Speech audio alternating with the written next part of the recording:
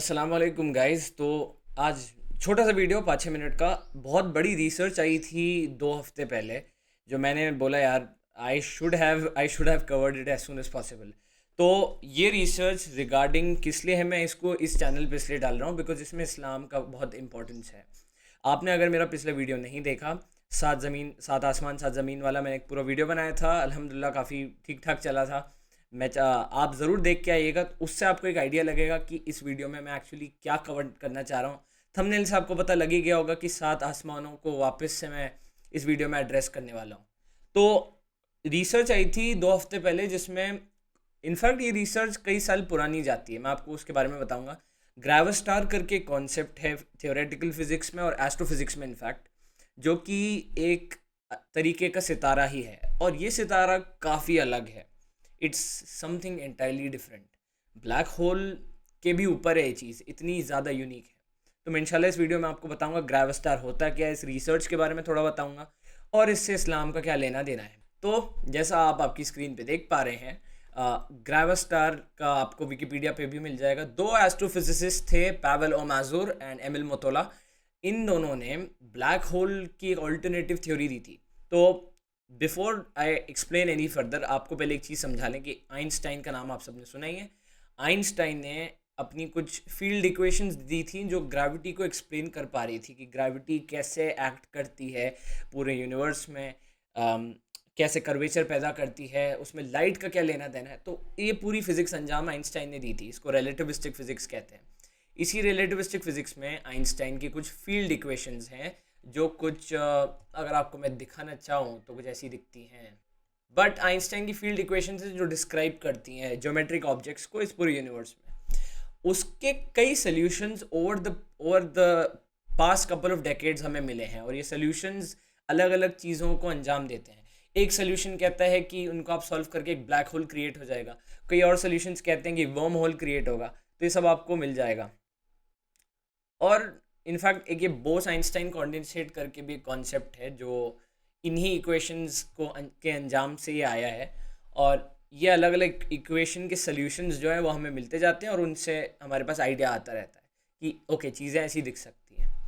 Anyways, तो ग्रेविस्टार एक ऐसा कॉन्सेप्ट है कि यूजुअली ब्लैक होल में क्या रहता है कि आपका स्टार इतना ज़्यादा कोलैप्स हो जाता है कि एक सिंगुलैरिटी तक, एक इन्फिनिट पॉइंट ऑफ डेंसिटी, जहाँ पे फिजिक्स के सारे लॉस ब्रेक डाउन हो जाते हैं, वो ब्लैक होल बन जाता है। और ये यूजुअली हम देख नहीं पाते हैं क्योंकि लाइट को भी एब्जॉर्ब कर लेता है। लाइट की स्पीड से भी ज़्यादा इसकी एस्केप वेलोसिटी है। बट आपको पता ही है फिजिक्स स्टूडेंट्स जो हैं कि लाइट से ज़्यादा तेज़ कोई चीज़ इस यूनिवर्स में नहीं है। तो even light can not come out of the star. एक तरीके से कुएं की तरह हो जाता है। आप ऐसा कुआं इमेजिन करिए जिसमें से कुछ बाहर आ ही नहीं पा रहा है, सिर्फ वो अंदर खींच रहा है। That's a black hole. और आइंस्टाइन की इन्हीं में से एक सोल्यूशन ब्लैक होल के बारे में बताता है। साथ ही साथ आपको एक और चीज़ पता हो तो वर्म होल, यानी कि एक ऐसा पोर्टल जैसी चीज़ जो एक यूनिवर्स के पॉइंट से दूसरे यूनिवर्स के पॉइंट तक किसी चीज़ को पहुंचा सकता है। ये सब सोल्यूशंस निकलते हैं आइंस्टाइन की इक्वेशंस को सॉल्व करके। और सिर्फ एक सोल्यूशन नहीं निकलता है, मल्टीपल सोल्यूशंस निकलते हैं। इसी को बहुत पहले, मतलब इसकी हिस्ट्री का एग्जैक्टली मुझे आइडिया नहीं है, बट इन्होंने ग्रेविस्टार का कॉन्सेप्ट दिया था 2014 में। इस पे कवरेज हुई थी, और 2006 में ओरिजिनल पेपर लिखा गया था।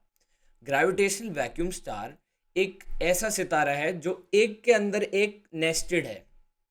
और सात आसमान का जो कॉन्सेप्ट इस्लाम में है, जो मैंने मेरे पिछले वीडियो में कवर किया था, अगर आपने नहीं देखा ज़रूर जाके देखें। कि इमेजिन करें एक बॉल के बाहर एक बॉल है, उसके बाहर एक और बॉल है, उसके बाहर एक और बॉल है, ऐसे करते करते करते टोटल 7 बॉल्स हमारा यूनिवर्स, इनफैक्ट हमारा जो मल्टीवर्स है, जिसको कुरान शरीफ 7 आसमान बोलता है, सबा समावात जिसको कहते हैं अरबी में, उसी से मिलता जुलता मॉडल हमें यहाँ पे मिलता है। तो इसकी रिसर्च आप इतना, आई डोंट थिंक सो, मेरी भी खुद इतनी कैपेबिलिटी नहीं है क्योंकि काफ़ी हाई थियोरेटिकल फिजिक्स है, इसमें काफ़ी एडवांस कॉन्सेप्ट्स हैं। बट मैं आपको एक आइडिया दिला सकता हूँ इसका मतलब क्या है। तो इस थ्योरी से, अगर आप ये फ़ोटो देख पा रहे होंगे, ये फ़ोटो परफेक्टली इस चीज़ को बता पा रही है, विजुअलाइज करा पा रही है कि जो इक्वेशन का सोल्यूशन आ रहा है वो कुछ ऐसा दिखता है कि एक यूनिवर्स एक बाहर के यूनिवर्स के अंदर है, वो एक और बाहर यूनिवर्स के अंदर ऐसा बंद हुआ है। अब ऑफ कोर्स इस थ्योरी में हमें एग्जैक्टली पता नहीं चलता है कि कितने ऐसे यूनिवर्सेस हैं, कई इसका एक सोल्यूशन ये भी कहते हैं कि इन्फिनिट ऐसा हो सकता है, और कुछ सोल्यूशन ऐसा कहते हैं कि लिमिटेड भी हो सकता है। इनको नेस्टार्स भी कहा गया, as you can see here कि नेस्टेड स्टार्स हैं, एक के अंदर एक स्टार्स हैं। इनको ग्रेविस्टार्स भी कहा जाता है, ग्रेविटेशनल वैक्यूम स्टार्स। एंड इसका जो एग्जाम्पल दिया, जो एनालॉजी दी, वो रशियन टी डॉल से दी है। रशियन डॉल्स बहुत ही फेमस एक एग्जाम्पल है फिलोसफी और इनफैक्ट रियल लाइफ में। वो ऐसी डॉल्स होती हैं जो एक के ऊपर एक ऐसा नेस्ट होती जाती हैं। तो ये रिसर्च ने एक पूरी नई चीज़ को अंजाम दे दिया कि सिर्फ ब्लैक होल्स और वर्म होल्स ये नहीं सोल्यूशंस है, बट आज चलते चलते आइंस्टाइन को जनरल रिलेटिविटी की थ्योरी दिए हुए 100 साल के अराउंड होने वाले हैं, या 80 साल तो हो गए होंगे।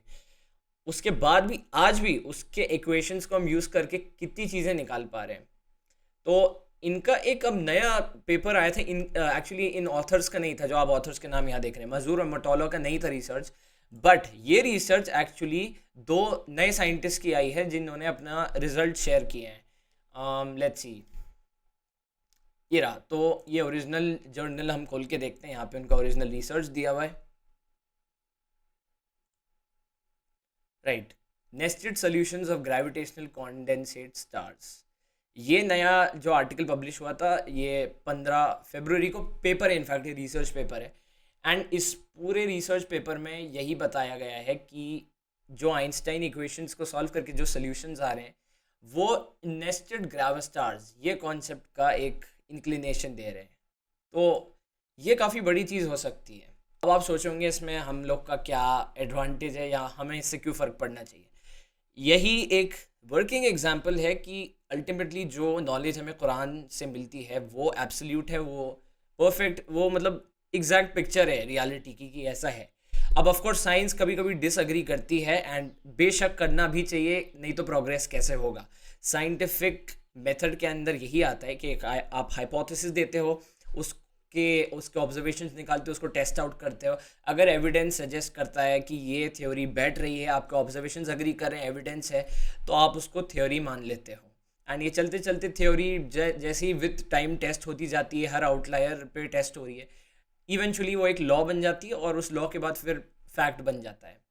तो साइंस की यही खूबसूरती है कि नई आइडियाज़ हमेशा आते रहते हैं। इनफैक्ट ये आइडिया देखिए आप, इस्लाम के कितना क्लोज है। हमारे यूनिवर्स एक अंदर एक स्टार की तरह, मतलब इनफैक्ट इस पेपर में ये भी बात की गई है कि इस सेम ग्रेविस्टार के मॉडल को, ऐसा तारा जो नेस्टेड है एक के अंदर एक, बिकॉज स्टार्स के अंदर फ्यूल होता है, हाइड्रोजन और हीलियम ही होता है मेनली, और कई ऐसे डेंस स्टार्स होते हैं, न्यूट्रॉन स्टार्स पूरा न्यूट्रॉन से बने रहते हैं।